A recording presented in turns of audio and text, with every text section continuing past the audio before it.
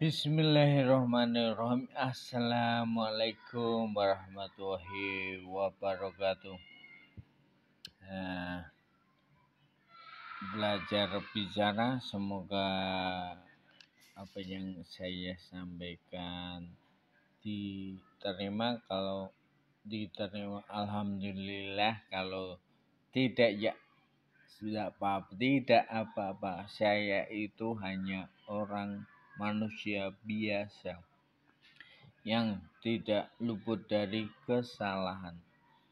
Tapi satu, saya itu ciptaan Tuhan.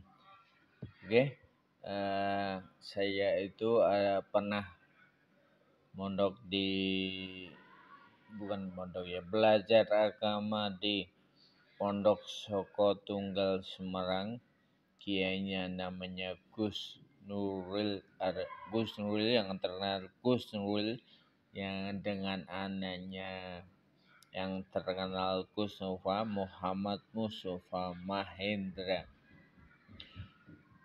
Kalau tidak salah itu sekitar 3 tahun saya belajar tentang agama, dan yang mengajari saya kebanyakan adalah Gus Nova, karena beliau adalah putra mahkota dari Gus Nurli dan menjadi badal atau disebut juga wakil. Ini yang saya tangkap, yang saya lakukan di kehidupan, karena saya juga lagi belajar bicara. Makanya sering seperti ini. Mohon maaf jika ada kesalahan, tapi inilah yang terjadi. Karena di ngaji saya adalah mengaji namanya hakikat. Hakikat itu merasakan keberadaannya.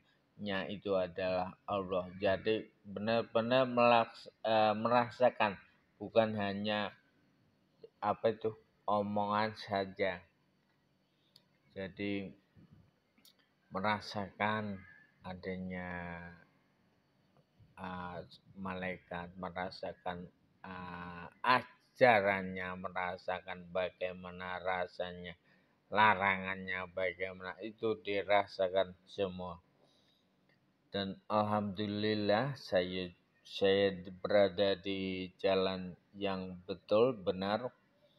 Jadi tidak salah tujuan, tidak salah jalan, terutama di kehidupan. Ini ada yang ada di pikiran saya. Ya kalau yang yang tersinggung, ya saya mohon maaf, tapi bukan maksud saya untuk menyinggung. Karena ini yang ada di ada di hati dan pikiran saya. Pakai bahasa Indonesia, tapi ya agak sedikit pelan-pelan atau slow motion, karena saya juga belajar bicara. Oke, bismillahirrahmanirrahim.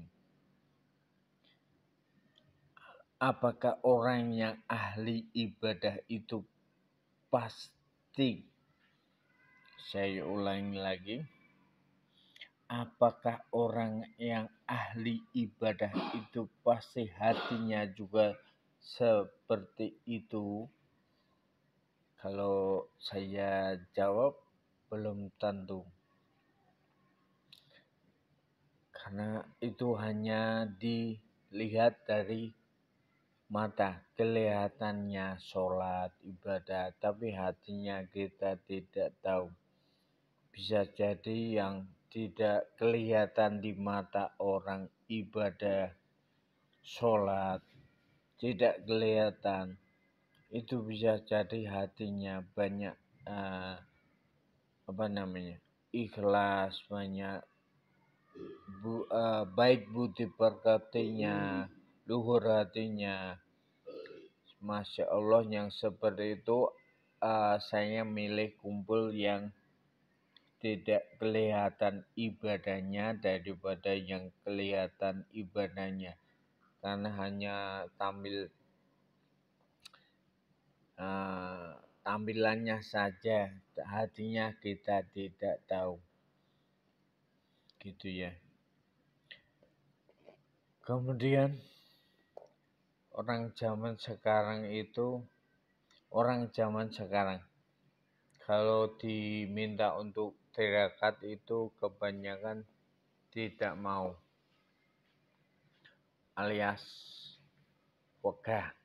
Bahasa Jawane wegah. Kalau orang zaman dulu, zamannya mbah-mbah kita, kalau diminta tirakat itu luar biasa sekali.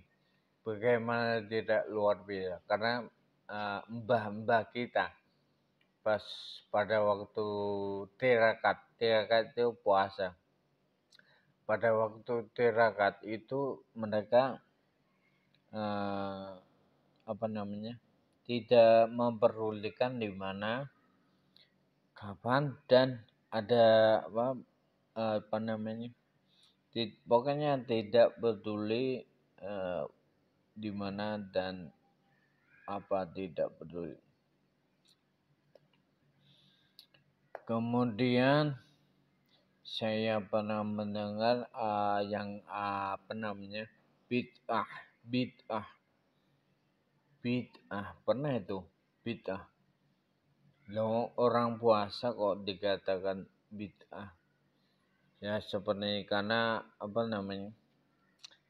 tirakat itu biasanya moso atau puasa memuasani hari kelahirannya. Itu biasanya orang-orang atau orang zaman dulu, mbah-mbah itu tirakat weton.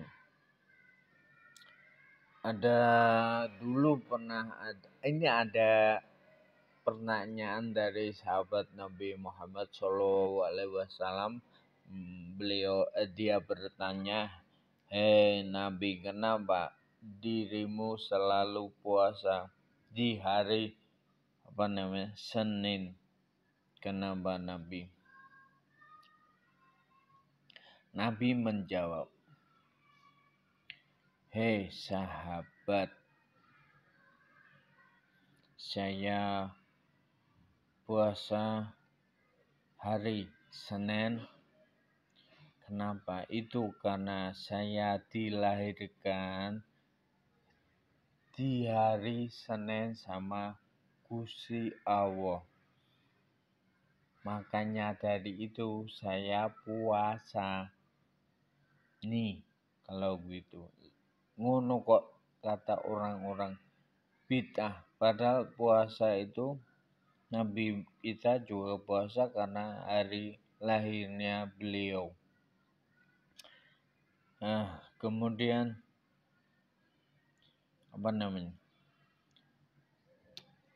satu pesan untuk orang-orang yang sekarang, tirakat karena tirakat itu puasa, dan rata-rata puasa hari lahirnya kapan. Kalau orang Jawa itu tirakat weton namanya. Untuk orang-orang sekarang yang khususnya orang Jawa, kamu terakato karena hidup itu semakin lama semakin susah dan tidak enak atau ora kepenak. Zaman sekarang itu semua keadaan itu tambah lama tambah bubrah. Makanya tirakato mbuh dadine apa, aku tidak tahu kapan apa namanya, apakah umurnya kamu itu panjang atau tidak, karena itu kuasa dari Allah. Maka dari itu dirakato gitu ya. Karena tirakat itu dadine kaya apa tuh terserah sama yang kuasa. Intinya tirakat itu adalah bersyukur karena sudah ditempatkan di bumi. Untuk masalah umurnya panjang atau tidak, saya tidak tahu. Itu namanya, itu urusannya Gusti Allah yang menciptakan dirimu. Begitu. Ini dari santri Soko Tunggal dari daerah Seneguo yang bukannya agak, yang dikatakan beling atau nakal, yang suka emosi, yang tidak baik yang dikatakan oleh santri-santri yang lain. Makanya saya itu belajar sabar, belajar ikhlas supaya bisa kembali lagi ke ke pondok, karena saya belum sudah 1 bulan saya belum ke pondok, karena bukan karena nggak tahu, saya ingin berubah. Begitu ya. Oke, assalamualaikum warahmatullahi wabarakatuh. Terima kasih.